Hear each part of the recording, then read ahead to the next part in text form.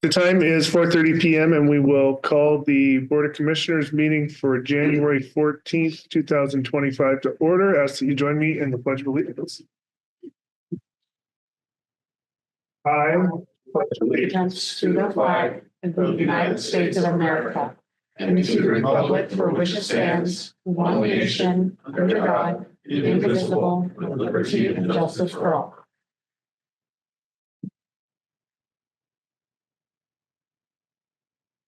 All right, so it is the first meeting of the new year. And at this time, since there's been a new term for myself, we will go through the election of officers. And I would entertain a motion at this time to nominate. I motion to nominate Andrew Miller as president of the board. There's a motion and a second for me. All in favor, signify by saying aye. Aye. Opposed? All right, so at this time, I would nominate Corinne to be the vice president of the board. Second. Motion. Second. We have a motion and a second. All in favor, signify by saying aye. Aye. And then I move that we nominate Joe as the secretary.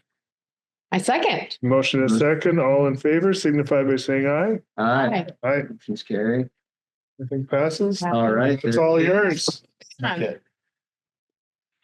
Joe, thanks for your leadership as the board president, and it's been a hoot sitting next to you. So we'll keep the good times going here.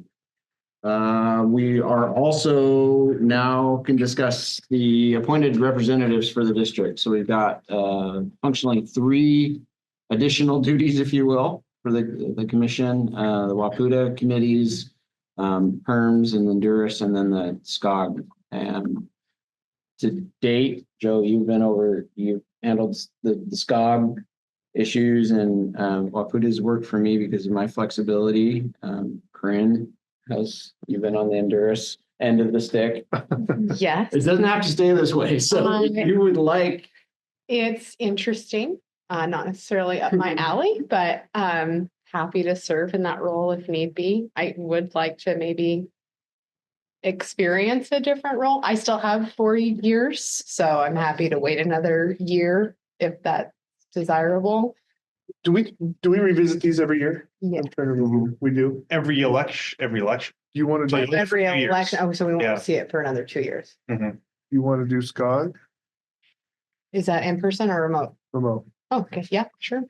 As long as there's remote capability, and maybe that works for me. Yeah, you're right. And WPUDA is not taxing, it's just, it can be meeting intensive, right? Yes. Where until that's the only, it tends to work. And now I'm on committees too, so that'll be on. But if you.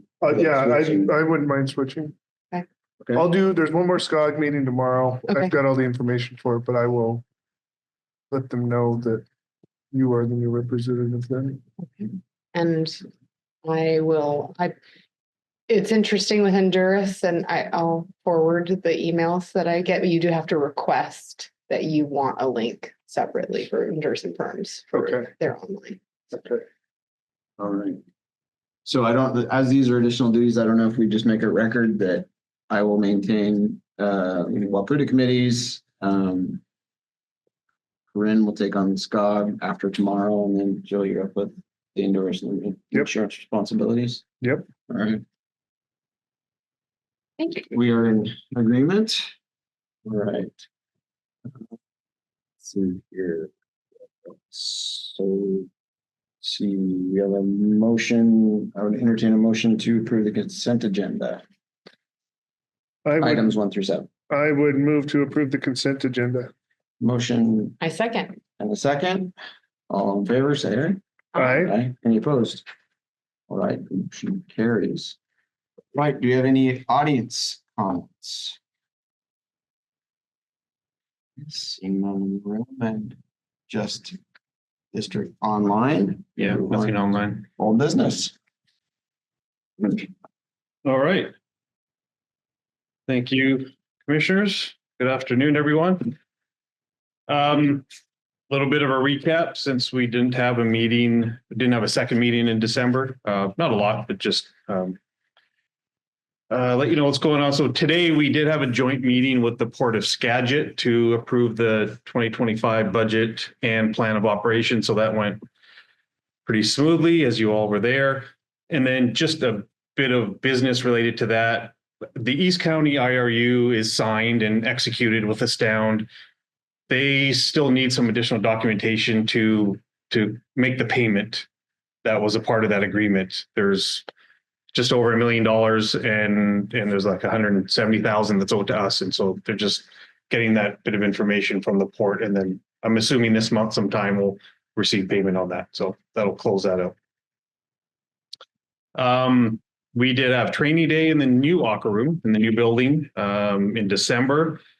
I got good feedback from staff regarding the room, the building, just the way it was done. The AV in that room is really nice. The room's nice and bright to be able to hold the meeting. So I thought it went well. I don't know if you guys had any comments about that. Great. It's good to be able to get everybody in there. It wasn't too tight of a squeeze, but something we can manage. And we are, just like every day we're getting closer to the completion of the building. We've got we've identified the steps necessary to get into the building finally. And so there's some contractor things. We've got to get the intrusion alarm installed, which is now, I think, pushed out to early February. So we're looking at hopefully mid to late February to get in there once that's all done. So getting closer. I did send last week an email to all of you about the conference and training schedule for the year, just the different things that we take part in, WPUDA, Pacific Northwest Section, AWWA, those things. For now, I would just focus on the WPUDA activities that are coming up in February and March. Each one of those has an activity or an event that you could come to. I think February is the Day on the Hill, and then in March is the legislative reception. So I put the dates in there. We'll get emails from WPUDA as those get closer, but if you could just note those on your calendar, if you can make them, that'd be great. Cameron Bailey, our lobbyist, usually tries to organize visits with legislators around those days because he knows that we're coming down. So you can make a plan, and then once we get closer, I can let you know if we have the appointment scheduled.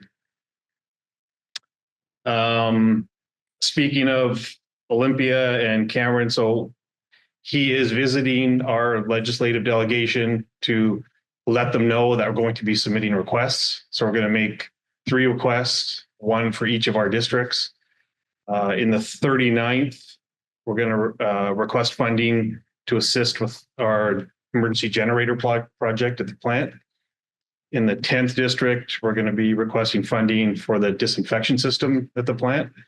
And then for the 40th district, that encompasses this facility, funding for completion of our fiber from here all the way up to the plant.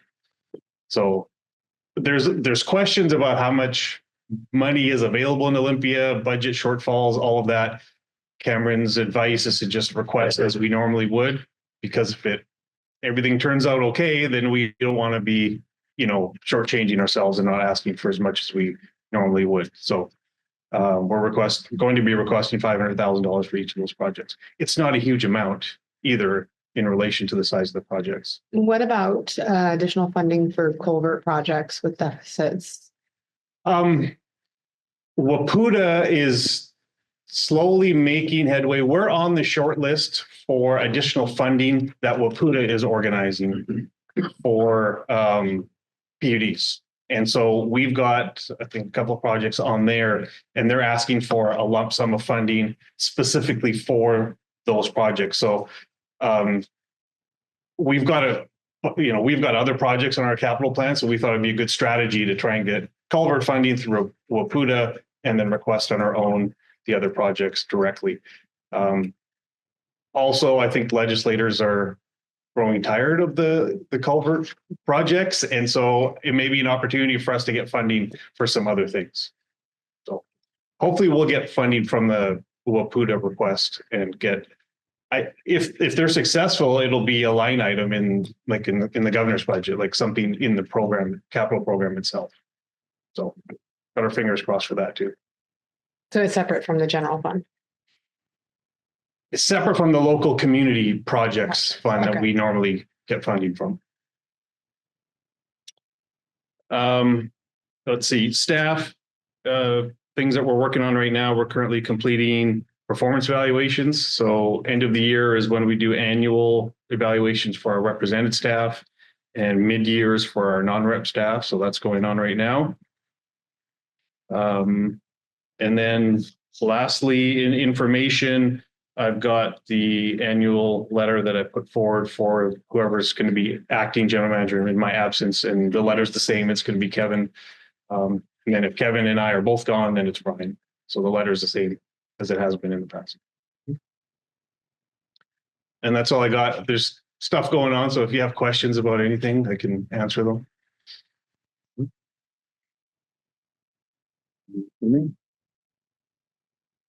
Okay. All right. Thank you. That's it for me. Alistair.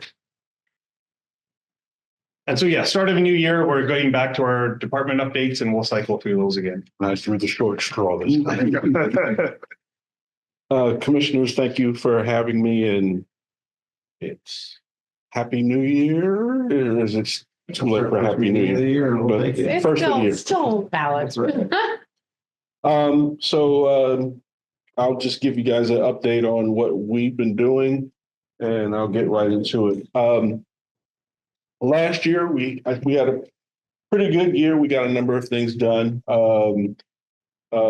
Getting Kayenta upgraded from its current or its old version that was no longer supported, and some of the applications weren't working on any of our newer web browsers, and updating the back end and putting in a new programming base. That was a very daunting challenge. Vivian did a tremendous amount of lifting on the back end to get that done.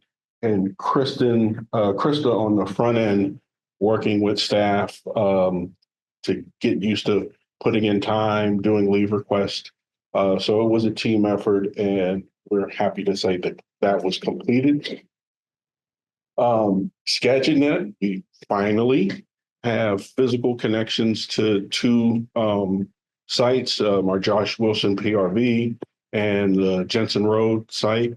So they're connected to SCAGInet. We're able to talk to them and ping to them. One of them, the PRV site, we've got a few more things to do, and we can take it completely off of its communication service. I think we're running Ziply with it, and then we'll be able to discontinue the service, and we're just lighting that up.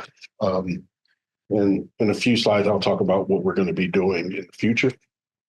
A new ticketing system. We implemented a product called Fresh Service, which we are using from the IT staff.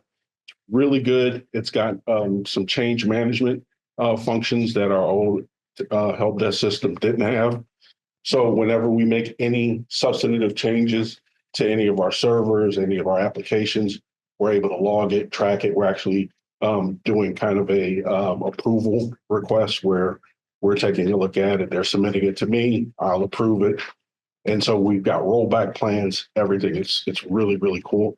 We're able to do some asset management and tracking and doing contracts with it. It's a really comprehensive system. And I'm hoping we can grow into it as we grow, but I'm really excited about it.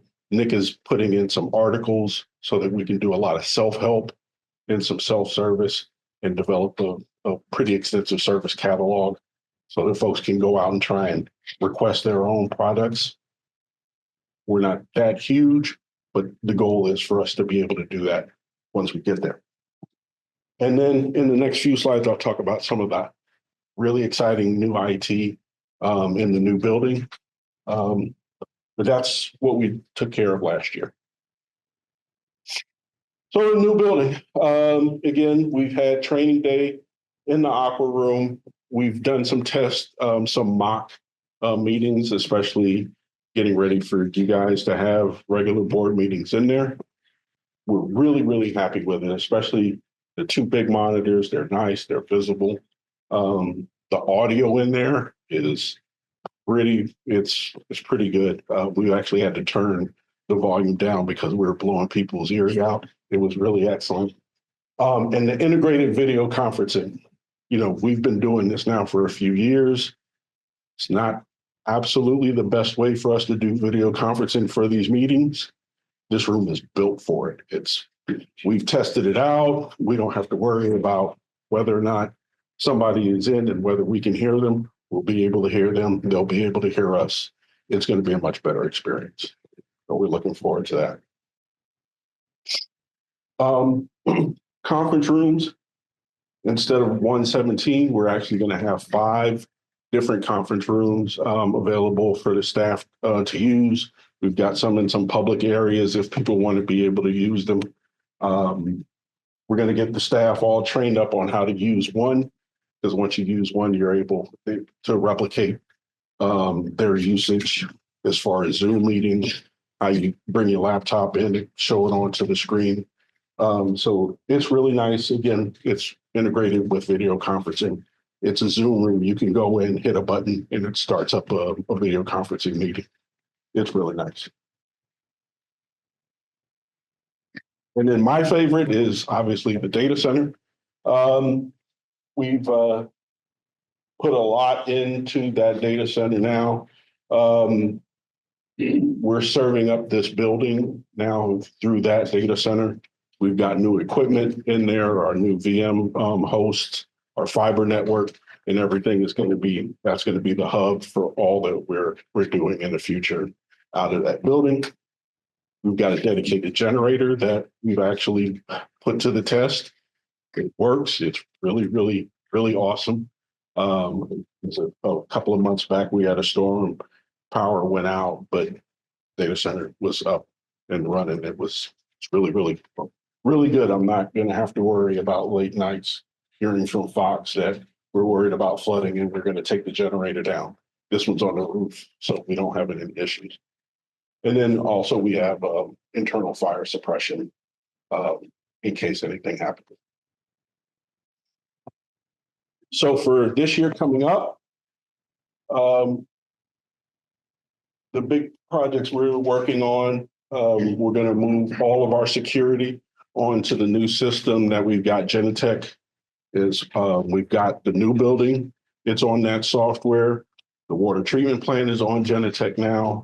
In the future, we're going to get the remainder of this building into this platform, as well as all the other sites out in the field that have access, have door access. And we're going to put all that in one system, retire the old cameras, everything. It's a real nice platform, real easy for us to use. And we're looking forward to that. We're going to be doing design this year for a new data center up at the water treatment plant. It's going to exist in this space where the current generator is on the lower part in the raw water area of the building. And with this new data center, when we get the fiber connected between here and there with this new data center, my goal is for us to have a high availability system. So if anything fails over here, it'll be operating up there as well. If we need to make any changes, do any updates, we can actually do it in the middle of the day because nobody's going to know that changes are taking place in the background because we'll have one server up and running while we can take the other one down to make updates and improvements. So just to try and get a high availability model going. And I think with that fiber connection, it's going to make it far easier for us to do. And then for the Skagit expansion, we've identified Bayview, which is off of Joshua Wilson Road, and the Burlington Hill tank as our next 2 spots that we're going to try and get connected to Skagit Net. And once we get those, we think other spots, especially going, well, not completely upriver, but going into Cedar Woolley, going to be a little bit easier for us to get connected to. questions. That's it. So the data center, you stated it would be in the raw water portion. Down below the main treatment plant. Yes. And that was when you presented, I want to say like 7 months ago or something, you had discussed it being more off-site in another location. Yeah, well, we wanted it to be up with the main treatment plant, but the design costs that, or the estimates that we got were far more expensive than we were comfortable trying to pay for. And we've already got a spot that exists. Once we move that generator out of it, that's going to be plenty enough space for us to just retrofit and start up a new data center, put some new racks in there. Awesome. Okay. Great. Thank you. Good. Thanks, Allison. All right, so Mark, you going to talk about this amended budget and old 99? Good stuff. I am. All right, so another directional drill project we're looking forward to. So this is on Old 99, just north of Cook Road. The county is replacing the bridge structure itself. We would like to get in there, get our pipe done before the county does their job. Couple of things in this project's favor. The alignment is straight. So when they pull the pipe, it can only go vertically, hopefully, not horizontally. And we're going to stay out of their horizontal alignment for the bridge. So we're going to be off to the west side of it and then go through underneath the creek. So we won't be in their structure, and there'll be less of a chance for it to move or migrate that way when they pull the pipe in. The soil is a silty loam, which doesn't have any cobbles. There's no underground rivers, and less of an opportunity for the drilling head to move out of alignment. That said, when we went back to our budget, we thought it would be prudent to put in a little extra contingency on this. And that's primarily why we're seeking additional budget for it. Questions? So the 200,000 is more so just contingency, and it was a 40% contingency? We have a 30% 30%. contingency. Yeah, we've kind of looked at it. You know, we don't have all the information. When we went through the budgeting, we applied pretty close to contract values for bid estimates for our project, for our project budget and the initial estimation of it. So we're throwing a little contingency on it. And is this a project that already has funding that we're being supplemented through our grants that we've received federally? No. No, this is all PUD. Yeah. So this would be one of the projects that if we did receive WPUDA money, that we would be able to offset theoretically, or is this not one of the projects listed that we gave them? Yeah, so this isn't a fish passage project. They're not mandated to do this because of fish. It's deterioration of the bridge. They're voluntarily replacing the bridge. I wouldn't say voluntarily, but it's just a structural replacement. This is the county project, and the WPUDA requests are going through DOT projects. Got it. So if you served on the SCOG board, you could, advocate for these, getting funding for these for the PUD. Oh, yeah. Great. Assignment number one. Yeah, heard one. I don't even think I've heard him talk about this project. I mean, I guess that is a question. Are there conversations to be had with the county in regards to projects like this that are a large burden on our constituency that aren't seeing any benefit from it? I mean, they are from the roads, but they pay taxes for that differently. Yeah, it's tricky. We're in the back seat on the franchise agreements, and they write those in their favor with hanging on to as much authority as they can. And if they say move, we pretty much need to move unless we can show some sort of through some feasibility study that there's a cheaper alternative for us. We're kind of stuck moving. Over the years, the request to the SCOG board to include us in funding and provide some funding that's been made multiple times for many years. We've haven't been successful to date. Doesn't mean we can't be in the future, but it hasn't worked out in our favor yet. So And at this point, we don't really count on anything from Scott.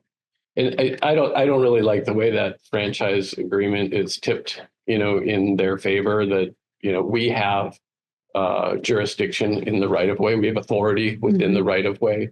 However, because they maintain the surface and, the safety of the road, that's why we're taking a back seat. So they do have additional costs to maintain the right of way in a safe and, manner that's able for transportation to happen and our pipe to be there. So in a way, they should get a little leg up, but at the same time, I don't like it. Because it's all the same constituencies, money, And then the other question being, have we ever worked with the drilling company that was listed in this? Yeah. And we've had success? The design company, yeah, the design firm is Stahaley. They did the transmission line, directional drill. They're very professional and we're happy to be working with them, especially on the construction side. They're very detailed in their construction records, which is useful. Other discussion? All right, well, I'd be looking for a motion then to amend the budget and align more with the actual costs of doing this project.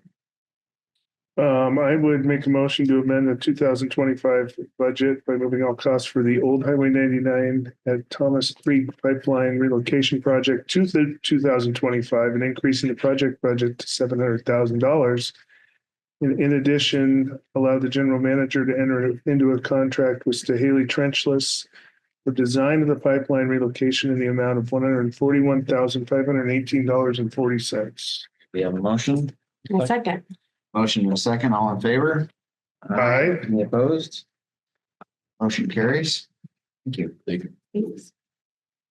All right, and that's it for new business. There's, of course, the wonderful thing. We have our Conflict, sorry. commission disclosure conflicts of interest. Yes, as you all know, I hold the title of wastewater treatment laboratory supervisor for the city of Anacortes. After consultation with legal counsel, I have concluded that my role as PUD commissioner is not incompatible with my primary employment with the city of Anacortes. I do not foresee encountering any actual or direct conflicts of interest in the execution of my dual roles, but I intend to remain vigilant and avoid not only actual conflicts, but any appearance of conflicts of interest. Therefore, I intend to recuse myself from any instances in which my role with the PUD has any connection or entanglement with the duties for the city of Anacortes. All right, thank you. I have none. I am also unaware of any.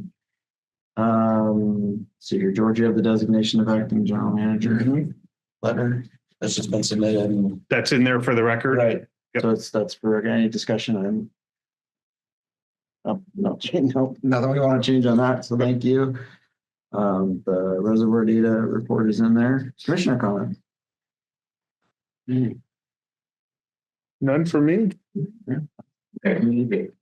So we will recess an executive closed session per RCW 4230-110-1 I and C to discuss with legal counsel matters relating to agency enforcement actions and consider the minimum price at which real estate will be offered for a sale.